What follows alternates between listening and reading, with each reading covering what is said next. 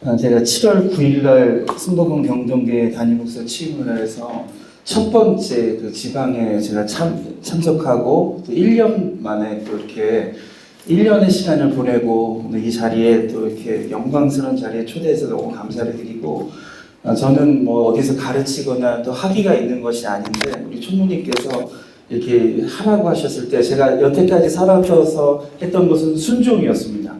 누가 시키면 무조건 네 하겠습니다 했기 때문에 그 순종의 마음으로 왔습니다. 많이 부족할 텐데요, 조금 경청해 주시고, 또 제가 첫 번째 주자에게 편한 게 우리 뒤에 있는 훌륭한 목사님들이 또 나중에 잘 정리해 주시지 않을까, 그런 마음으로 부담 없이 한번 시작해 보겠습니다. 제 주제는 세대주의가 한국교회에 끼친 영향입니다. 그래서 세대주의를 정리하고 세대주의가 갖고 있는 긍정적인 영향력들, 또 부정적인 영향력들을 우리 목사님께서 어떻게 이것을 활용할지에 대한 이런 부분들인데요. 서론을 읽기 전에 이 칼 라런하는 신학자는 이 미래를 두 가지로 구분했다고 합니다. 하나는 역사적인 미래입니다. 그러니까 우리가 만들어가는 미래죠. 인류의 역사가 축적되어지면서 점점 진보하고 발전할 수 있는 이런 역사적 미래가 있고, 또 하나는 절대적 미래입니다. 그것은 우리가 할 수 있는 것이 아니라 하나님이 오시는, 하나님께서 이룩하시는 그 미래, 이런 부분을 몰트만도 마찬가지로 비슷한 개념으로 했습니다. 그래서 우리가 이런 종말이라든지 이러한 미래에 대한 일들을 생각할 때 우리가 만들어가는 것이 아니라 저는 이제 오시는 하나님에 대한 이런 종말적인 입장을 갖고 있는데, 오늘 이 세대주의를 좀 그런 관점에서 한번 좀 살펴봤으면 좋겠습니다. 서론의 첫 번째 3페이지입니다. 조금만 제가 읽어보겠습니다. 세대주의는 기독교 신학의 한 해석학적 접근법으로 성경을 이 특정한 시간적 세대로 나누어 하나님의 구속 계획을 이해하려는 시도입니다. 이 세대주의 출발이 19세기에 시작됐습니다. 19세기라는 아주 독특한 역사적 배경이 있는데요. 그것은 바로 밀레니엄 시대인 2000년 전의 시대로서 다가올 2000년의 세대가 도대체 어떻게 벌어질 것인가에 대한 굉장한 의구심과 또 불안함과 그리고 미래에 대한 막연한 이런 생각들이 있지 않겠습니까? 그리고 또 이 19세기 때 자유주의 신학이 굉장히 기독교에 굉장히 이렇게 보편화되는 이런 시기였습니다. 그래서 이러한 자유주의적 신학에 대한 좀 반작용으로서 조금 더 근본적이고 또 성경적이고 문자적인 이러한 해석적 접근법이 좀 필요하지 않을까라고 해서 이 세대주의의 이런 배경들이 시작되지 않았나, 저는 좀 그렇게 생각하고요.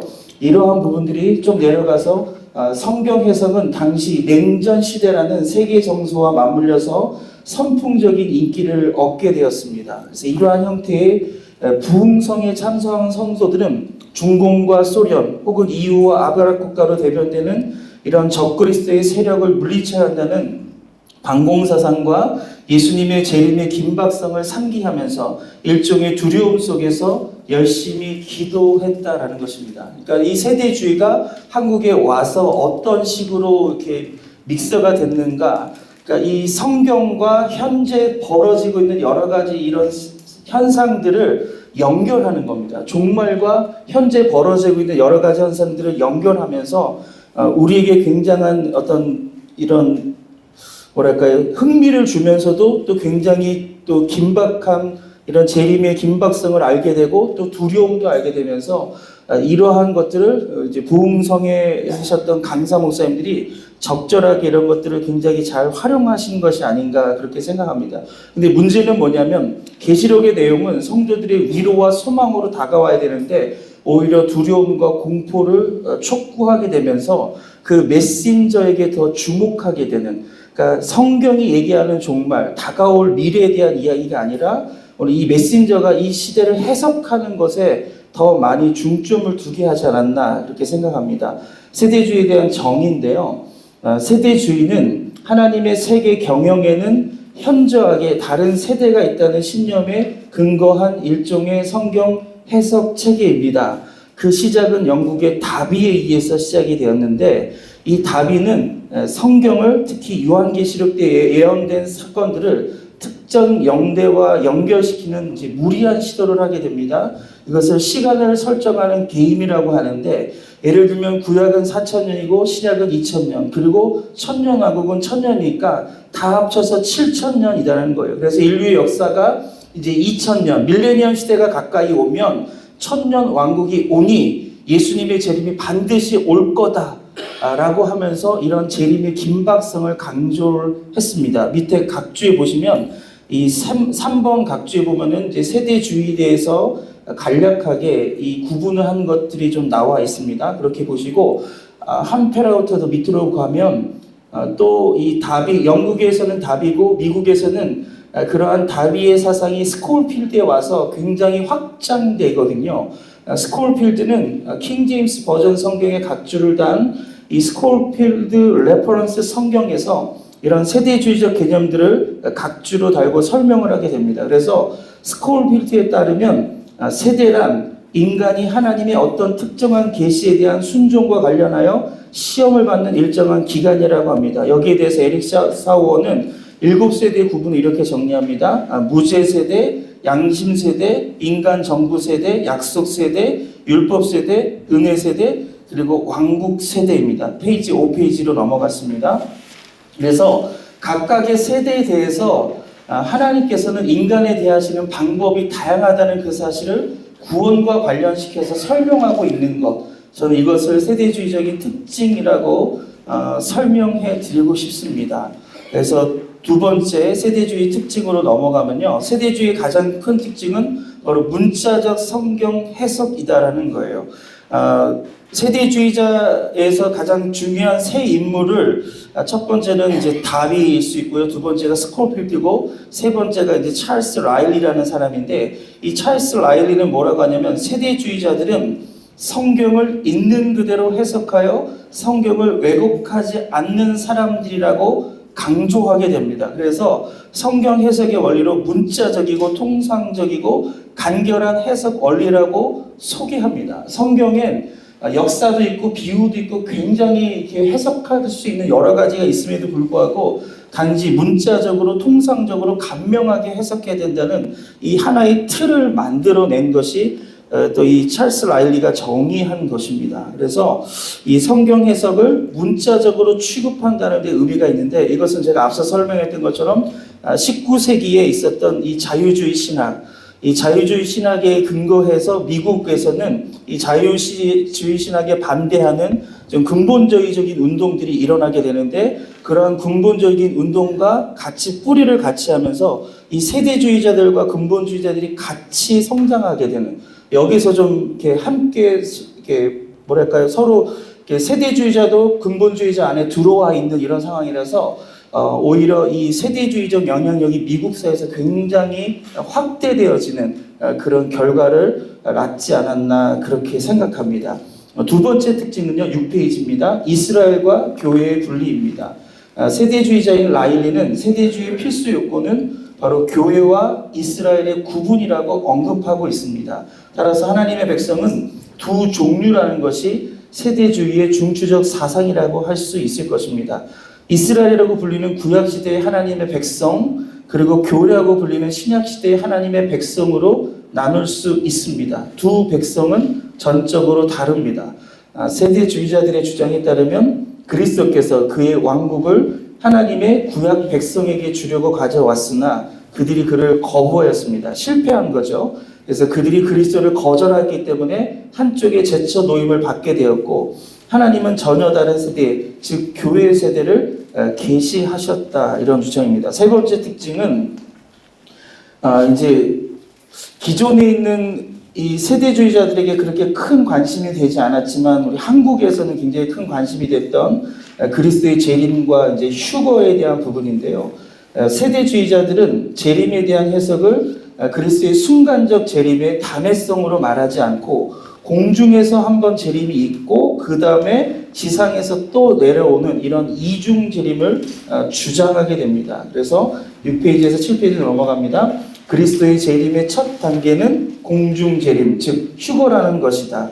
이때 그리스도께서 지상으로 오시는 것이 아니라 공중에서 재림하시고 모든 죽은 신자들은 부활한다는 것이고, 그리고 살아있는 성도는 변화되어 영화로운 몸으로 휴거된다는 것입니다. 즉 공중에서 휴거된 백성과 그리스도께서 만나 7년간 어린 양 혼인잔치에 참여하여 기쁨을 나눈다고 주장하고 있습니다. 이러한 개념은 세대주의적 전철연설의 근거가 되었고 이스라엘에 초점을 맞춘 지상천년왕국의 해석이 19세기 중엽부터 일어나서 보수적인 기독교들 사이에서 인기를 얻게 되었습니다. 세대주의적 전철연설은 대환란과 천년왕국은 교회가 아니라 이스라엘 국가에 대한 하나님의 목적이 실현되는 장으로 봅니다. 그래서 교회는 대환란을 겪지 않는다라고 주장합니다. 그래서 교회 시대의 정점은 휴거이고 이때 예수 그리스도는 자신의 신실한 제자들을 공중에서 만나 천국으로 데려가서 어린 양의 혼인잔치를 여실 것이다. 이것이 세대주의이고 이것이 세대주의의 주요 특징으로 제가 준비했고요. 세 번째, 이제 세대주의가 한국교회에 미친 영향력입니다. 세대주의는 주로 19세기 영국의 신학자 존 넬슨 다비에 의해서 체계화되어 쓰고 이후 미국의 무디 성경학교와 같은 신학교를 통해 확산되었고 이 출신들이 한국 개신교 선교사가 되어서 한국 개신교 초기부터 신앙의 뿌리를 형성하였고 또 민족의 순환을 통해 더욱 깊어졌다. 이런 영향력이 있는 거죠. 그러니까 19세기가 밀레니엄 세계를 준비하고 굉장히 혼란한 이런 시대에 이 신학이 만들어졌던 것처럼 마찬가지로 한국으로 이 신학이 넘어올 때 우리 한국은 일제치하와 또 6.25라는 전쟁, 민족의 큰 위기를 겪게 되었는데 종말이 굉장히 개인적으로 이렇게 접근되어졌던 종말이 그러니까 초기에는요. 초기 기독교에서는 예수님의 재림이 집단적이고 어떤 역사적으로 임하는 거였다면 이 재림이 지연되거든요. 그 재림이 지연되면서 이러한 역사적인 종말이 개인적 종말로 전환을 맞게 됩니다. 그런데 그렇게 개인적 종말로 여겨졌던 이 종말에 대한 개념이 19세기에 와서 이제 2000년대가 어떻게 벌어질 것인가, 2000년대가 이제 끝날 거라고 생각한 거죠. 역사가 종말이 올 거라고 생각했기 때문에 다시 한번 이런 역사적인 이 종말론에 대한 개념들이 일어나게 되었는데 그것이 세대주의와 연결이 됐다. 제가 이렇게 좀 설명을 해드리고 싶습니다. 그래서 한국에서도 만약에 이런 6.25라든지 이런 일제치하라는 이런 민족의 큰 위기가 없었다면 이런 세대주의의 뿌리가 제대로 정착되지는 않지 않았을까. 그러니까 이런 역사의 위기가 결국은 이런 신학적인 것들이 만들어질 수 있는 토양이 되었다. 왜냐하면 사람들은 불안해하고 미래가 어떻게 될지 모르기 때문에 이러한 신학적인 것들이 메시지화 되었고 그것들을 굉장히 순수하게 우리 한국 성도들이 받아들였다는 거죠. 첫 번째 긍정적인 영향력은요, 성경의 무호성과 이 축자 영감성에 대한 순수한 신뢰입니다. 미국에서 이러한 세대주의자가 이런 근본주의적인 토양 아래서 성장했던 것처럼 마찬가지로 한국도 이런 성경의 중심적인 이런 어떤 세대주의적 요소들을 보수적으로 받아들였기 때문에 한국 교회는 성경을 굉장히 중요시 여기고 이러한 순수한 신앙, 이런 성경 중심적인 신앙 이런 체계들을 한국 교회 성도들이 갖게 되었다. 그것이 초기 선교사들의 영향력이다. 근데 그 초기 선교사들이 이런 세대주의적 배경 속에서 이러한 성경의 무호성과 축제 영감성, 이런 문자적 해석을 굉장히 강조했던 것이다. 그것이 첫 번째로 긍정적인 영향력이라고 얘기할 수 있고요. 두 번째는 이러한 재림에 대한 기대와 종말론적인 신앙 생활입니다. 요사이 종말론에 대한 관심 그렇게 많지는 않습니다. 기껏 해봤자 2단 시비할 때 정도라든지, 왜냐하면 우리가 종말을 다루면 2단 시비에 휩쓸릴 수 있는 것이 너무나 많아요. 그래서 이런 2단 시비가 아닌 경우, 아니면 신학적 논쟁이 아닌 경우에는 일반 사람들이 이러한 종말에 대한 부분들을 잘 다루기가 어려웠는데, 이런 세대주의적 이런 백그라운드를 갖고 있었던 선교사님들이 한국에 와서 이런 주님의 오심에 대한 어떤 임박한 재림에 대한 그 기대, 그런 것들이 오늘날 현재로서의 삶이 중요한 것이 아니라 오실 예수님을 준비하는 삶이 되어야 된다라는 이런 종말론적인 신앙생활로서의 긍정적인 효과를 만들었다라는 부분들이 두 번째로 저는 두 번째 긍정적인 요소라고 할 수 있고, 또 이것은 오순절적인 신학의 배경에서도 우리 오순절 신학에서 중요한 것이 임박한 이런 종말 의식이거든요. 이런 종말 의식에서 세계 선교라든지 이런 복음의 확장을 강조했던 이 교단적 배경에서 본다면 이런 재림에 대한 기대와 종말론적인 신앙생활은 굉장히 긍정적인 영향이 아닌가 이렇게 생각합니다. 하지만 그럼에도 불구하고 그런 모든 이런 긍정적인 요소를 희석시키고 한국교회에 굉장한 혼란과 부정적인 영향을 끼쳤던 이런 세대주의적 영향력이 있습니다. 그 첫 번째가 바로 시한부 종말론이 발생한 것입니다. 앞서서 이 다비가 이 인류 역사를 7,000년으로 보고 이제 이 19세기의 사람이었기 때문에 2000년이 되면은 예수님은 오실 거다라는 이런 예수님의 재림을 카운트하는, 그러니까 무리하게 예수님이 오시는 그 날짜를 설정하게 되거든요. 이 세대주의자들의 특징입니다. 그래서 이 현재 벌어지고 있는 여러 가지 현상들, 조영기 목사님도 이후의 통합을 이런 세대주의적으로 해석을 하셨어요. 그래서 그것을 적그리스도다라고 이렇게 이해하시는 이렇게 성도들에게 설교를 하셨던 이런 세대주의적인 입장을 취하신 부분들이 있는데, 이러한 부분들이 조금 잘못된 것이 아닌가, 저는 좀 그렇게 제안을 드립니다. 그래서 우리가 잘 알고 있는 것처럼 뭐 다미 선교회라든지, 그리고 이제 저희 교회는 이제 순복음 경동교회는 이문동에 있는데 그 바로 앞에 제7인 안식교회 본부가 있거든요. 이런 제7인 안식교회라든지 다 이런 부분들이 이런 무리한 이런 어떤 이 종말의 날짜를 정해주는 이런 시한부 종말론에 의해서 발생된 어떤 문제점이 아닌가. 그래서 한국 교회가 굉장히 혼란하고 이런 어려움을 겪었기 때문에 더 이상 이 종말에 대한 이야기를 얘기하는 것이 교회가 굉장히 분위기가 어려워진 분위기가 있었다. 그래서 종말을 살아야 되는데 오실 그 주님을 준비하는 삶을 살아가는 데 있어서 약간은 조금 약해진 이런 부분이 아니었나 이렇게 생각하고, 두 번째는 지나친 내세지향적 신앙으로 인한 하나님 나라의 현재성과 사회 참여의 결여의 문제점을 갖고 있지 않나 그렇게 생각합니다. 한국 교회는 자유주의자들과 불신자들로부터 사회에 대한 참여 및 이런 윤리의식이 결여된다는 그런 비판을 끊임없이 받고 있습니다. 이 문제의 원인은 교회의 근본적인 신앙의 문제로서 과정이 결여된 지나친 목표의식과 이것을 가르친 선교사들의 문제가 있음을 이상근 교수는 비판하고 있습니다. 세대주의 사상 가운데 지상의 천년 왕국의 강조와 환란 이전의 교회의 휴거 사상은 세상에서 교회의 사명과 목표를 흐리게 만들었고, 복음이 교회를 통해서 이 사상에 왔다는 사실을 무시하고 이러한 사상들은 신학자들로 하여금 현실을 도피하게 하고 피안의 세계에만 갈망하는 허구적인 신앙으로 이끌었고 내세 편집적인 신앙 양상을 띠게 하지 않았나 그렇게 생각합니다. 우리는 재림이 가까워진다는 핑계로 나태하고 게으른 삶을 살아서는 안 된다. 성도들은 재림하시는 주를 맞아 영접하여 영원히 주와 함께 살게 될 것이다. 불신자처럼 슬퍼해서는 안 된다. 시간과 시기에 대해서도 염려할 필요가 없다. 매일 경건하고 거룩하게 사는 것이 중요하다. 사도 베드로가 이것을 훈계하고 있습니다. 마지막 페이지입니다. 11페이지로 넘기겠습니다. 맨 중간 패러그래프 부분 읽겠습니다. 세대주의는 한국 교회에 지대한 영향을 끼친 것이 사실이다. 이것이 긍정이든 부정이든 한 세대를 휩쓸고 지나갔다 해도 과언이 아닐 것이다. 하지만 현대 목회 현장에서 세대주의에 대한 바른 정립이 없다면 세대주의가 아니면서 세대주의자가 될 수 있고, 세대주의를 가르치면서 세대주의자가 아니라고 할 수 있습니다. 이것은 위험 요소입니다. 그렇기에 목회 현장에서 세대주의적 성경 해석 방법과 용어들을 차용함에 있어서 신중을 기할 것을 제안하는 바입니다.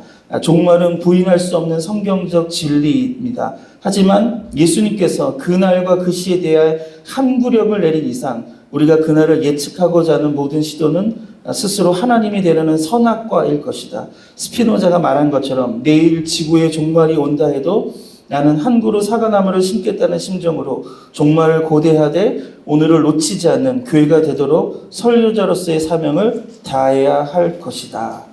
네, 이상입니다. 네.